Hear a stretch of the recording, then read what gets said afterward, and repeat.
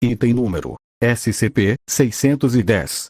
Classe de objeto: Keter.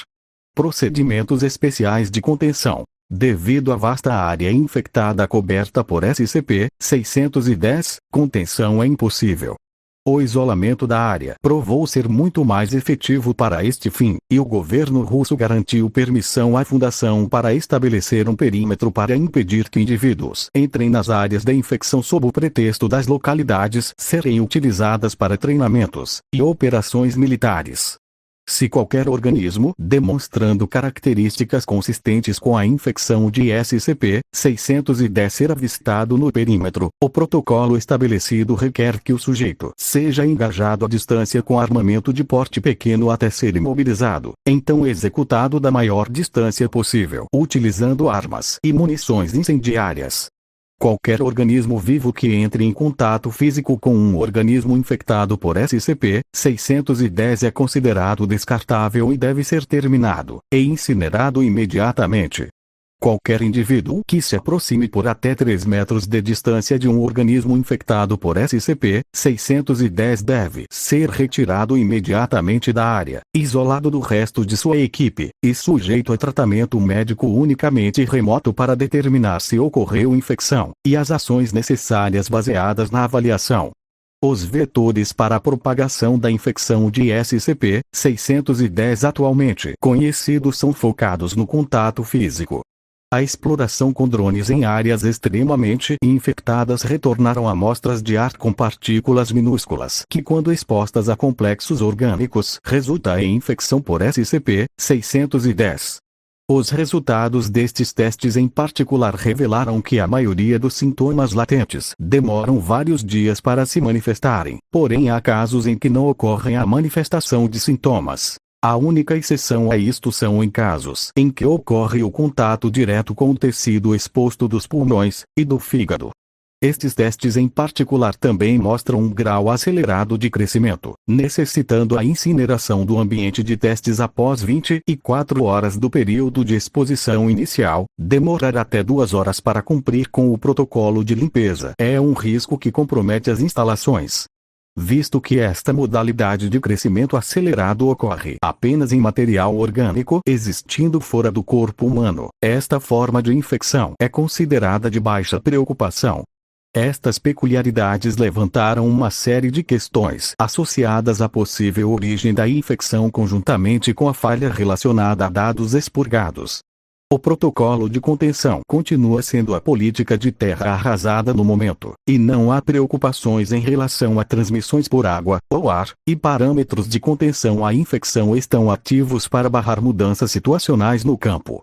Descrição: relatos iniciais de SCP-610 chegaram diretamente do governo russo através de canais não identificáveis.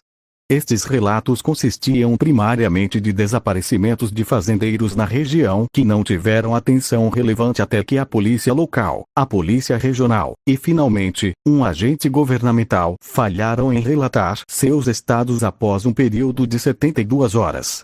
Um pequeno contingente militar foi enviado para a área, mas se retirou rapidamente quando a fundação foi contatada para investigar a situação.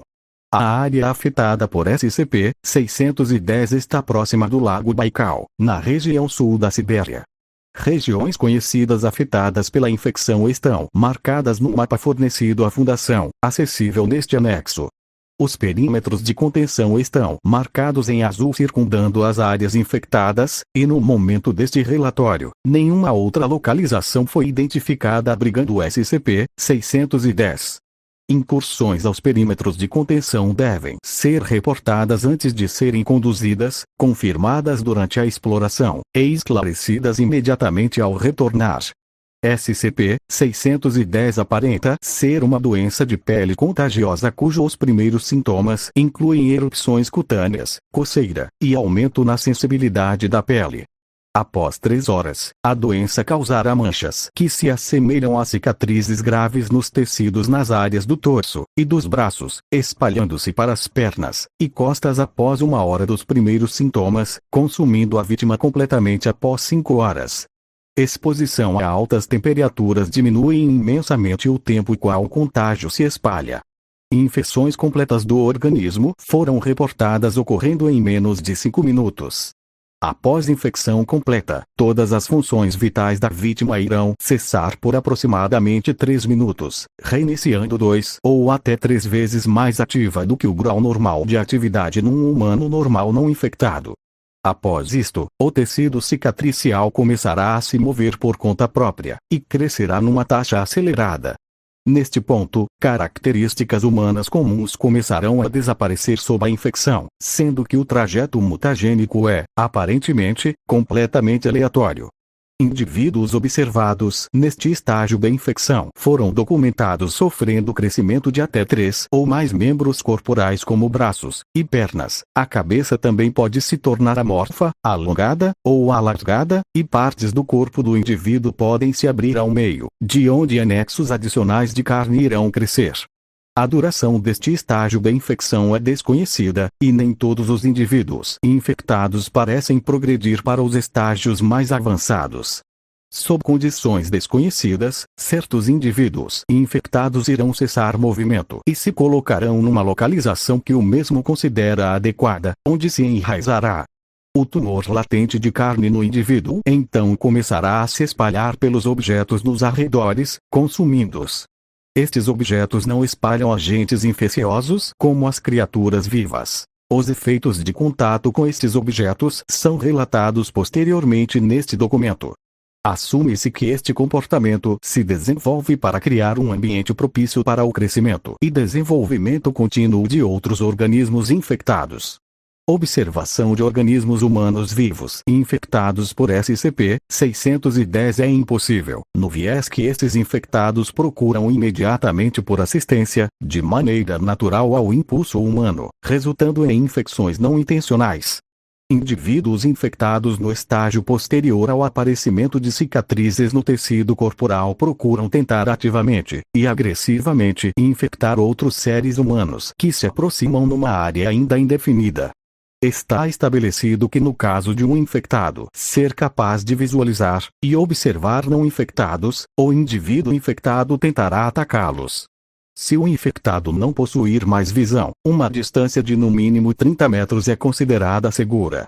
A observação de assentamentos infectados por SCP-610 foi estabelecida por meio da utilização de métodos artificiais como robôs controlados remotamente. Os dados retornados destas observações em conjunto com a experiência empírica por meio das observações da natureza abertamente agressiva dos infectados na tentativa de propagar SCP-610 resultou na classificação do objeto como Keter, porém desde que nenhum organismo seja permitido entrar ou sair das áreas da infecção, o objeto é considerado como uma ameaça neutralizada. As áreas cavernosas abaixo do solo destes assentamentos infectados descobertas durante as explorações são preocupações relevantes. Tentativas de acessar estas áreas com equipes de pesquisa estão em andamento.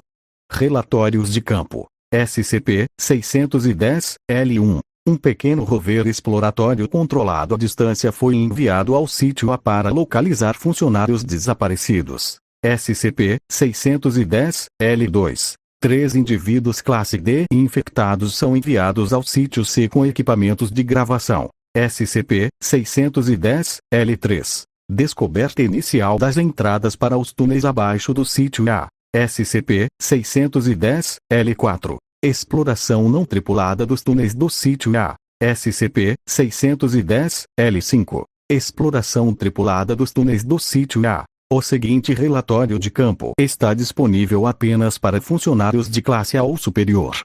Visualização não autorizada deste documento é estritamente proibida, e será considerada uma violação das normas contratuais da Fundação, e uma quebra das leis internacionais vigentes. SCP-610-L6. Registros de exploração da missão Operation Source Point.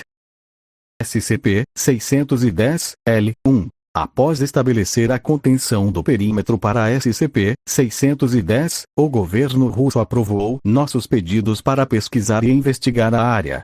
Para a primeira exploração, uma pequena câmera montada numa unidade apelidada de Herbie foi enviada de uma distância segura em direção ao sítio. A Herbie possuía uma bateria com duração de até 12 horas, e um alcance de transmissão e controle demasiadamente amplo para a expedição. Herbie foi capaz de entrar no sítio sem incidentes.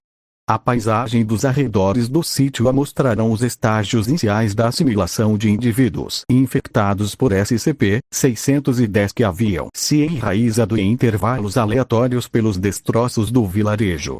Diversas edificações pareciam ter sido danificadas por fogo, com uma quantidade considerável destas ainda intactas. O reconhecimento exploratório aéreo do sítio combinado com imagens termais estimam que a população infectada seja por volta de 79 indivíduos. Infectados imóveis também estão incluídos nestes números. Porém, é difícil determinar a exata porcentagem de indivíduos móveis versus os imóveis. Graus variáveis de mutação devido à influência de SCP-610 estão presentes no sítio A, e se assume que todos os habitantes no local estejam em estágios avançados da infecção. Herbie observou o exterior do vilarejo durante 2 horas, e durante este tempo, os infectados se comportaram de maneira vagamente parecida com uma estrutura social. Devido a Herbie ter permanecido estacionário durante este período de observação, é desconhecido precisamente o que cada indivíduo infectado estava fazendo. No entanto, a praça central do vilarejo experienciou períodos ocasionais de atividade e estagnação. Requerindo mais informação, Herbie foi direcionado a seguir um infectado que entrava numa das habitações. Ocorrem gravações erráticas não focalizadas da câmera devido a Herbie se movimentar sobre cascalho enquanto perseguia o infectado que tropeçava rapidamente. O interior da habitação é o mesmo da depicção anexada ao documento primário sobre SCP-610. O infectado perseguido é o sentado à mesa. Após entrar na habitação, a câmera de Herbie se levantou lentamente para não chamar atenção. A ação não foi notada, ou foi ignorada. O infectado é observado da soleira da porta enquanto o indivíduo mancava aos arredores da habitação, parando em frente dos outros organismos visíveis infectados.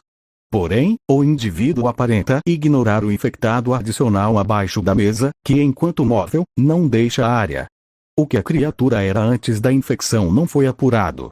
Após sobrepor-se à mesa, e repetindo este procedimento por mais 3 vezes, o infectado primário, deste ponto em diante conhecido como alfa, para em frente ao infectado acamado, deste ponto em diante conhecido como beta, atacando-o em seguida freneticamente com socos.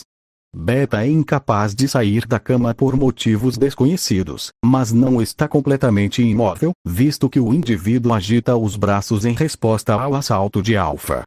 Após vários minutos seguidos de agressão, um som perfurante explode da área ao redor de Beta, que então começa a projetar uma nuvem de matéria desconhecida ao ar em volta dos dois, que lentamente descende ao nível do chão.